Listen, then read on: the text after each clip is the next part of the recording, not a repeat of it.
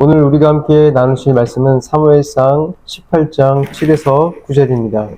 사무엘상 18장 7에서 9절입니다. 구약성경 437쪽에 있고요.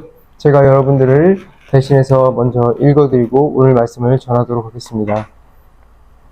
여인들이 뛰놀며 노래하여 이르되 사울이 죽인 자는 천천히요 다윗은 만만이로다 한지라.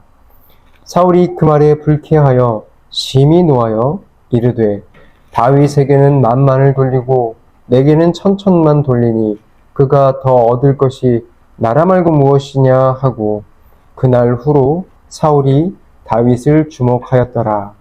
아멘. 오늘 우리는 나의 감정이 흔들릴 때라는 제목으로 함께 말씀을 나누도록 하겠습니다. 7절의 시작은 이렇게 시작을 하죠. 여인들이 뛰놀며 노래하며. 굉장히 행복하고 즐거운 일이 있었던 것 같아요. 무슨 일인지 그 이유는 뒤에 나옵니다.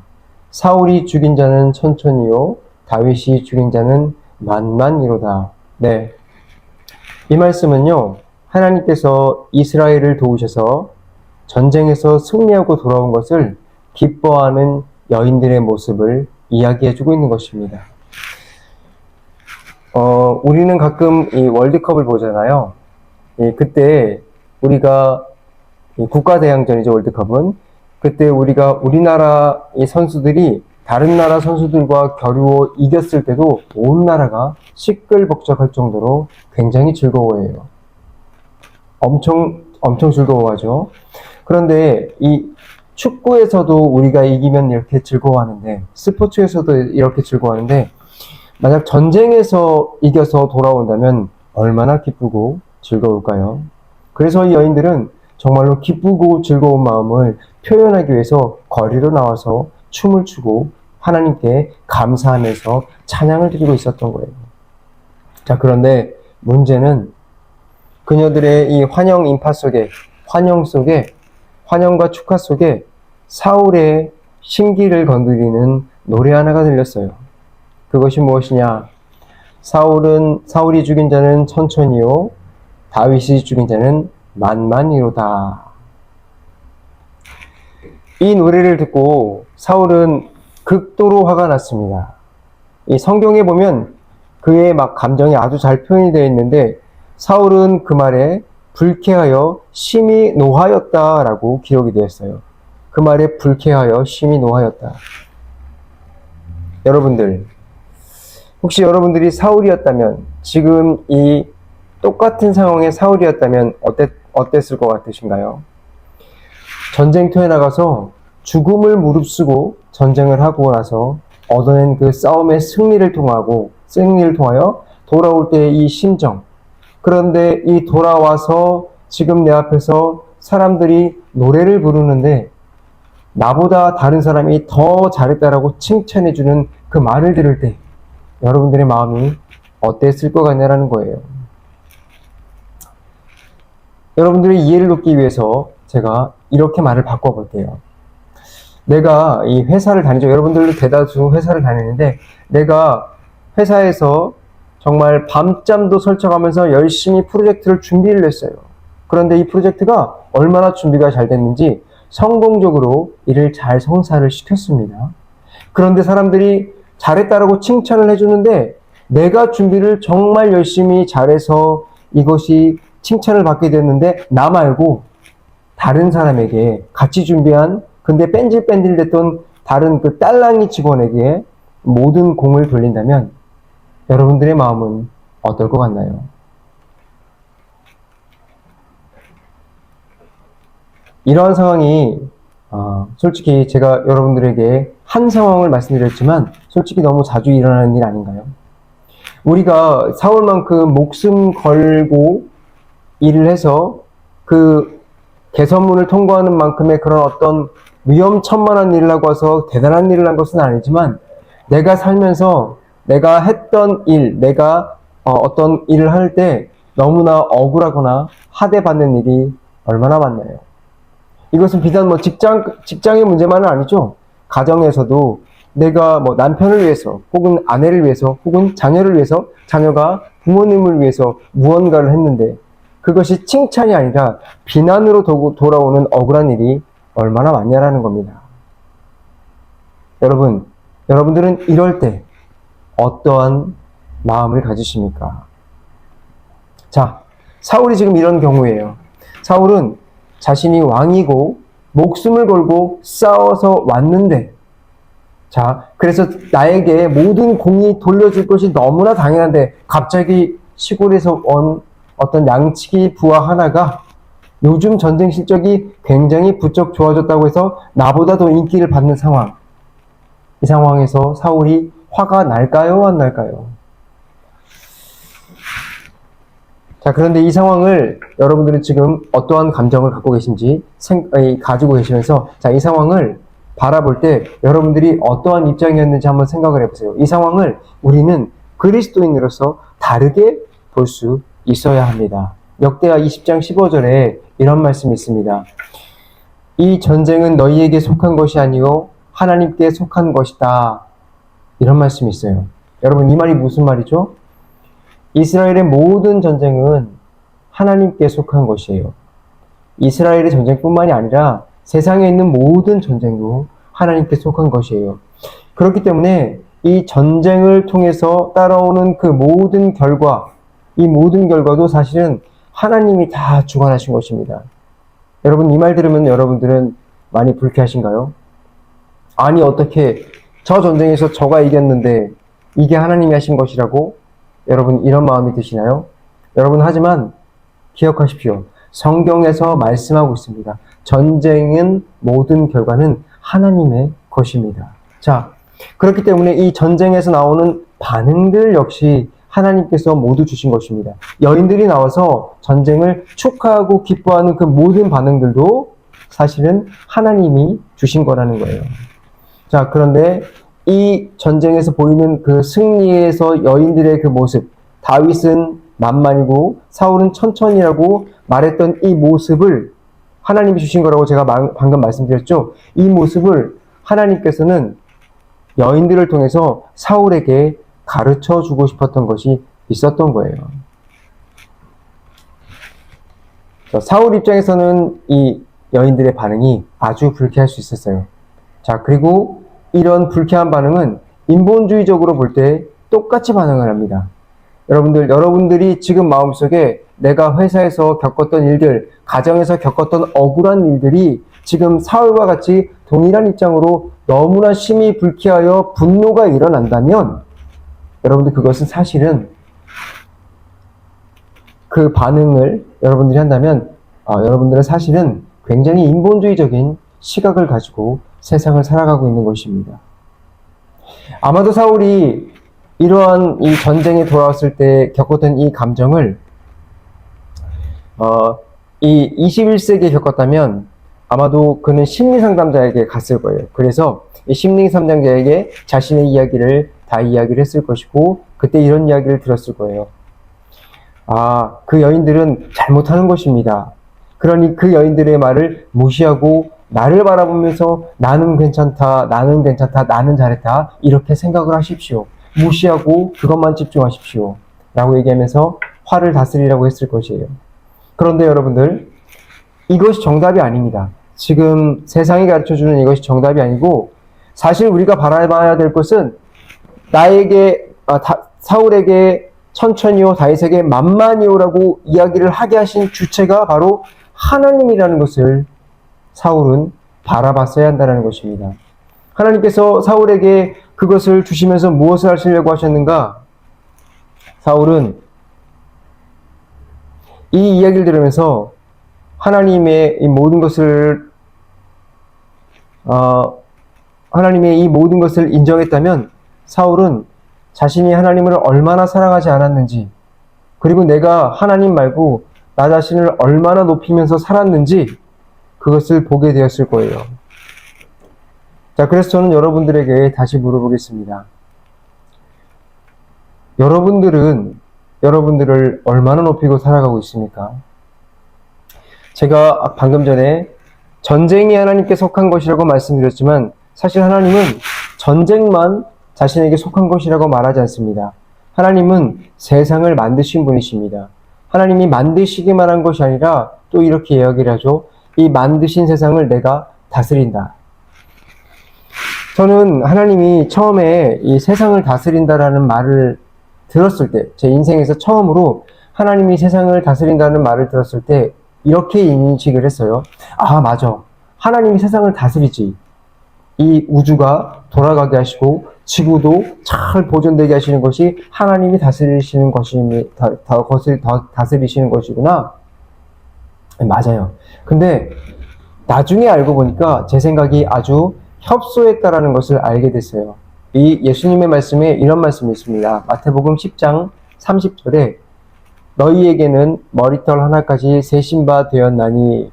네, 하나님께서는 우리의 머리카락 하나까지도 다 정확히 알고 세실 정도로 아주 세세한 것까지도 관심 있고 그것을 다스린다라는 거예요. 이 말이 무슨 말이냐면 여러분들이 세상에 살고 있는 그 모든 일상의 하나하나까지도 하나님의 섭리 가운데 움직이고 있었다라는 거예요.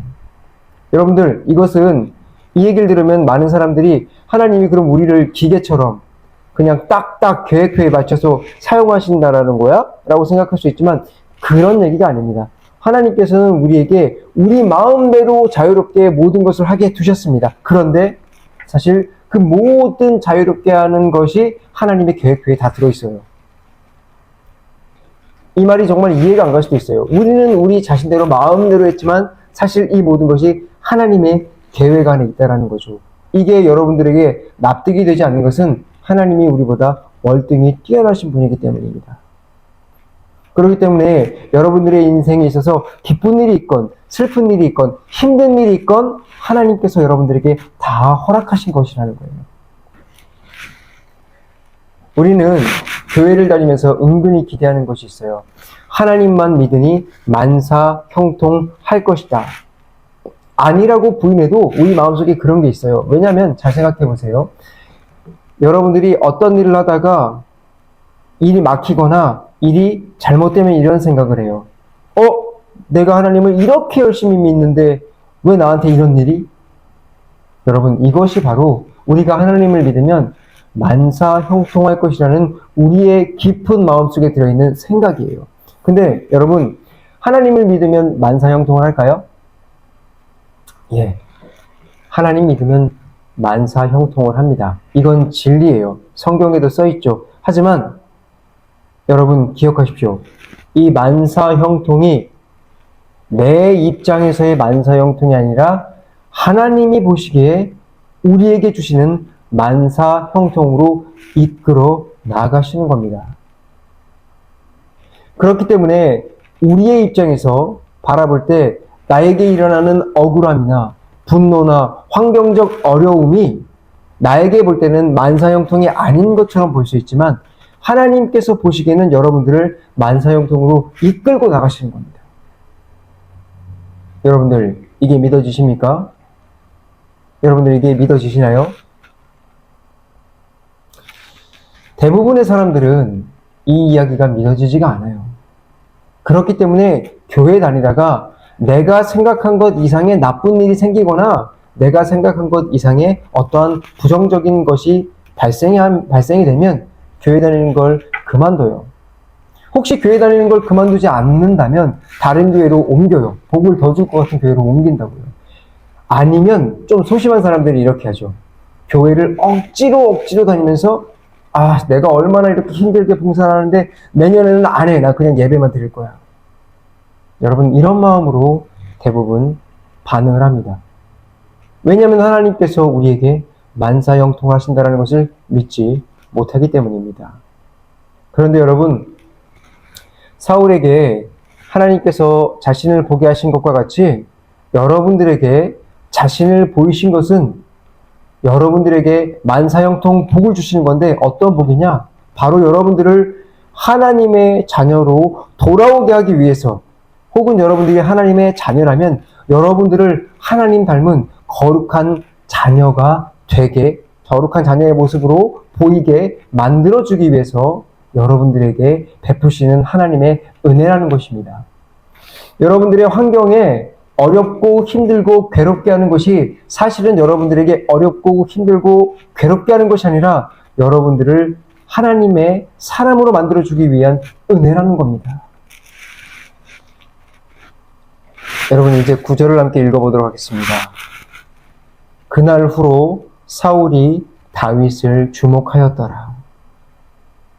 사울은 그날 후로, 그 전까지는 어쩔 때는 하나님도 봤다가, 어쩔 때는 세상도 봤다가, 어쩔 때는 또 하나님도 봤다가, 어쩔 때는 세상도 봤다가 했던 모습을 가지고 있었어요, 사울이. 근데 그날 후로 하나님께서 그에게 은혜를 베푸셨는데 그것을 하나님의 은혜로 반응하지 않고 내가 분노를 터뜨렸던 그날 후로 사울은 더 이상 하나님을 볼 수가 없었습니다. 만약 사울이 그 은혜 가운데서 하나님을 바라봤다면 지금 하나님만 더 바라보는 사람이 됐을 것입니다. 그런데 사울은 그 나의 한계를 넘어가는 분노를 바라본 이유로 하나님을 바라볼 수 없게 되었습니다. 여러분, 여러분들에게 하나님께서 주시는 아주 안 좋은 일들, 그 앞에서 여러분들 하나님을 바라보지 못할 때 어느 순간 하나님께서 여러분들에게 하나님을 바라보지 않고 그저 세상만 바라보는 하나님의 저주가 놓여질지도 모릅니다.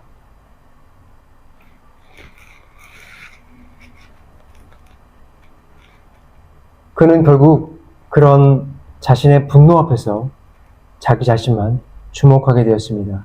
자신의 분노만 주목하게 되었어요. 이제 사울에게는 하나님은 없습니다.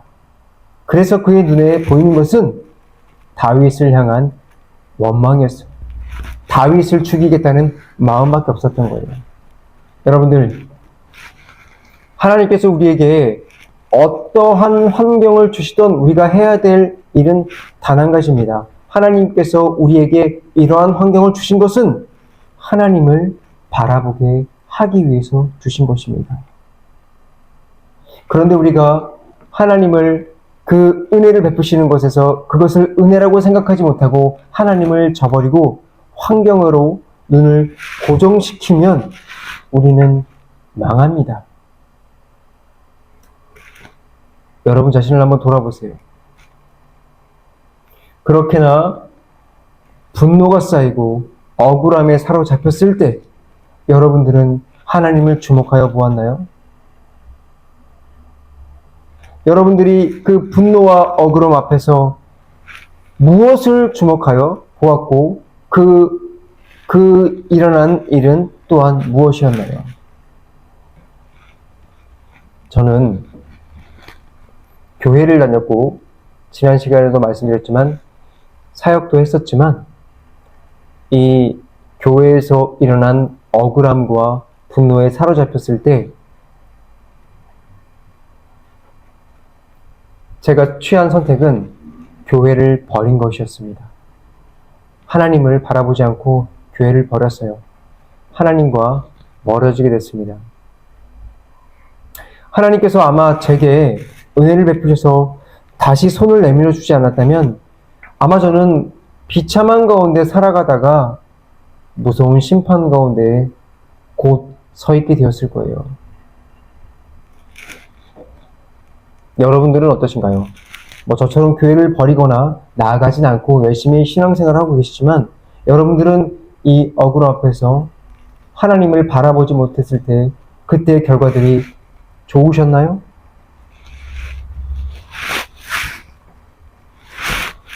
저는 최근에 이런 작고 큰 억울하고 저를 분노하게 만드는 일들이 매일매일의 삶 속에 일어나게 돼요. 자, 그런데 저는 지금 이 상황에서 하나님께서 은혜를 주신다는 것을 느낄 수가 있었습니다.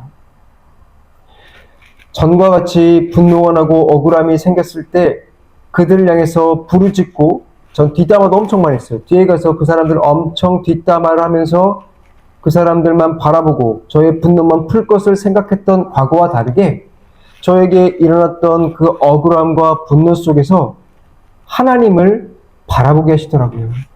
하나님을 바라보게 하시니까 저에게 두 가지를 알게 해주신 것이 있습니다. 첫 번째, 제가 억울하고 분노하고 기분이 나빴지만 하나님을 바라봤더니 무엇이 일어났느냐? 먼저 제가 얼마나 죄인인지 알게 하셨습니다.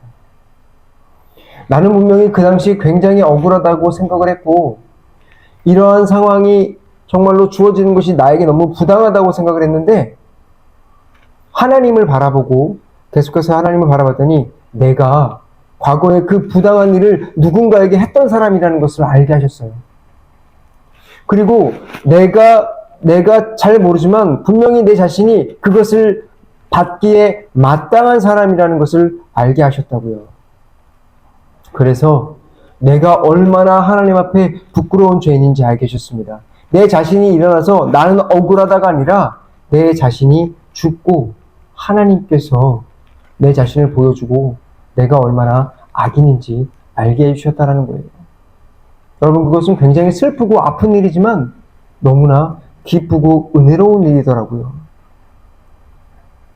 그 상황에 그 분노를 하나님 앞에 바라보면서 내려놓을 때 정말 아프고 힘들지만 그것을 바라볼 때 내가 내 자신을 바라보는 그 부끄러움 앞에서 나는 정말 제 자신을 볼 수 있는 은혜를 바라보게 되었습니다. 두 번째는 이거예요. 하나님이 저와 그러면서 함께 하신다는 것을 알게 하신다는 겁니다. 제가 가지고 있는 억울함보다 하나님이 저에게 제 자신을 보여주시면서 그런데도 불구하고 내가 너와 함께 있다는 것을 알게 하시니까 제가 갖고 있는 억울함보다 하나님이 나와 함께 하고 있다는 사실이 더 커지더라고요. 그래서 그분을 향한 사랑과 그분을 향한 믿음이 더 커지는 것을 느낄 수 있었습니다. 말씀 그대로 우리가 그러한 억울함의 은혜, 제가 은혜라고 부르겠습니다. 이 은혜 가운데 거했을 때 우리가 하나님을 바라보게 되었더니 정말로 하나님을 향한 믿음과 사랑을 더욱더 크게 하셨다는 것을 제가 경험했다는 거예요. 이렇게 하나님은 우리에게 감정적인 아픔을 주실 때 우리는 하나님을 바라볼 수 있게 하기 위한 하나님의 은혜라는 것을 여러분들은 모두 깨달아야 하는 것입니다. 저는 이 말씀을 마치기에 앞서서 오늘도 억울함 앞에서 하나님께 원망을 하고 있는 여러분들에게 말씀드리고 싶어요.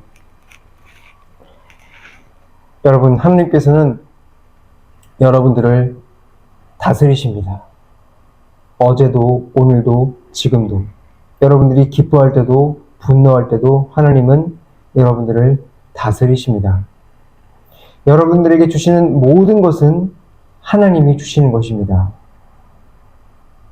그리고 그것은 여러분들에게 화병이 나서 죽게 하기 위해서 주신 것이 아니라 하나님을 볼 수 있는 도구로 주신 것입니다. 하나님의 그 은혜, 여러분들을 분노하게 하고 화나게 하고 만드는 그 은혜가 은혜라고 여러분들은 믿어지시나요? 저는 부디 여러분들이 오늘 말씀을 듣고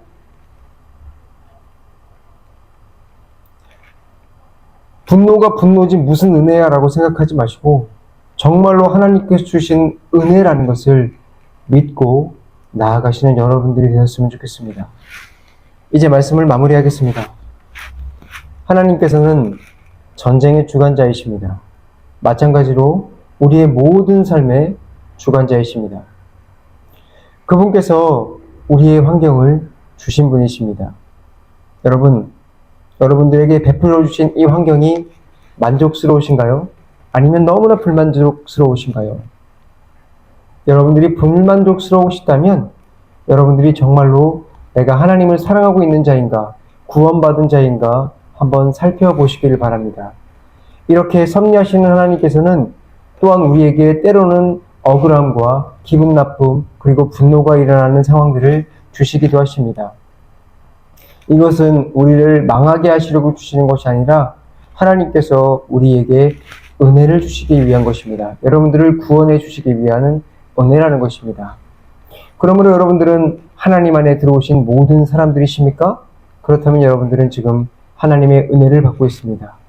이 은혜를 통해서 오직 하나님만 바라보시길 바랍니다. 그리고 이 은혜 앞에서 순종으로 반응하여 우리 모두 정말로 하나님의 구원 가운데 하나님의 자녀가 되는 정말 모두 귀한 복음의 교회 성도님들이 되시길 바라겠습니다.